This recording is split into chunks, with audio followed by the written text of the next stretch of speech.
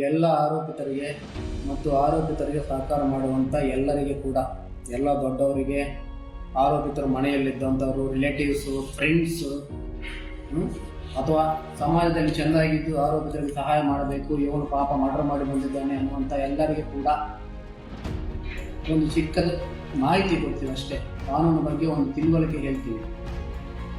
ಯಾವುದೇ ಅಪರಾಧ ಮಾಡಿದಂಥ ಯಾವನೇ ಆರೋಪಿ ಬಂದು ನಿಮ್ಮ ಮನೆಯಲ್ಲಿದ್ದಾನೆ, ನಾನು ಅವನ ಮನೆಯಲ್ಲಿ ಜಾಗ್ರತೆಯಾಗಿ ಇಟ್ಟುಕೊಳ್ತೀನಿ, ಅವನಿಗೊಂದು ಕಾರ್ ಕೊಡ್ತೀನಿ ಓಡೋಗ್ಲಿಕ್ಕೆ, ಇಲ್ಲ ಊಟ ಮಾಡೋಕ್ಕೆ ಊಟ ಕೊಡಿಸ್ತೀನಿ, ದುಡ್ಡು ಕೊಡ್ತೀನಿ, ಫೋನ್ ಕೊಡ್ತೀನಿ ಮಾತಾಡ್ಕೊಳ್ಳಲಿಕ್ಕೆ,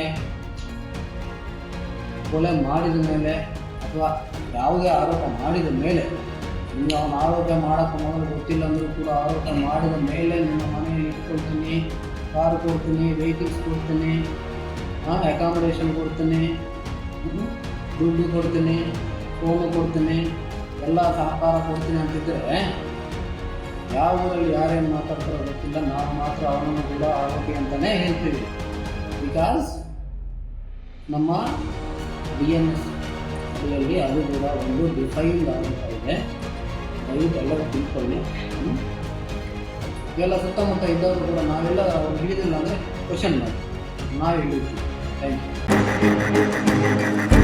ಯು.